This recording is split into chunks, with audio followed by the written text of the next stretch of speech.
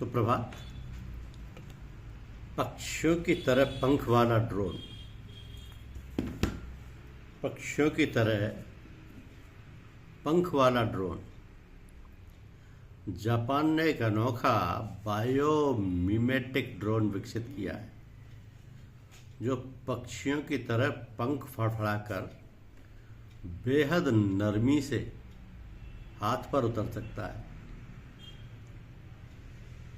Japan के शोधकर्ताओं, विशेष रूप से टोक्यो विश्वविद्यालय की ड्रैगन लैब ने एक उन्नत बायोमिमेटिक ड्रोन विकसित किया है जो पक्षियों जैसे बाज या फाल्कन की तरह पंख फड़फड़ाकर उड़ सकता है और बेहद नरमी से किसी के हाथ पर उतर सकता है।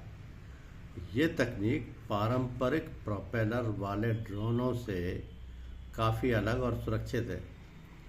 इस बायोमेट्रिक ड्रोन की मुख्य विशेषता ये है कि सॉफ्ट लैंडिंग यानी कोमल लैंडिंग है। ये ड्रोन पारंपरिक ड्रोनों की तरह जोरदार आवाज़ या झटके के साथ लैंड नहीं करता, बल्कि पक्षियों की तरह धीरे से किसी भी सतह या इंसान के हाथ पर भी उतर सकता है। ये जो पंख फड़फड़ाने वाली तकनीक है, जिसको ऑर्निथोप्टर कहते हैं, ये पक्षियों की उड़ान की नकल करते हुए अपने पंख फड़फड़ाता है।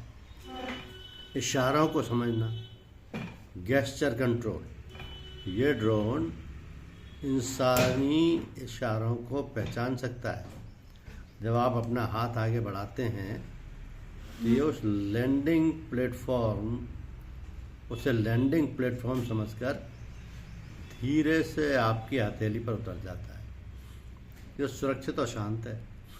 इसके पंख लचीले और नरम पदार्थों से बने हुए होते हैं, जिससे इंसान के संपर्क में आने पर चोट लगने का खतरा ना के बराबर होता है। साथ ही उड़ते समय मधुमक्खियों जैसी आवाज़ करने के बजाय असली पक्षियों की तरह बहुत ही शांत रहता है। इस तरह के ड्रोन का उपयोग भविष्य में निगरानी, वन्यजीव अध्ययन और आपदा राहत जैसे क्षेत्रों में किया जा सकता है। यह विकास बायोमिमेटिक्स, प्रकृति की नकल यानी कि के क्षेत्र में जापान की तकनीकी प्रगति को दर्शाता है, जहां कृत्रिम बुद्धिमत्ता या आर्टिफिशियल इंटेलिजेंस का उपयोग ड्रोन को अधिक स्मार्ट और कुशल बनाने के लिए किया जा रहा है।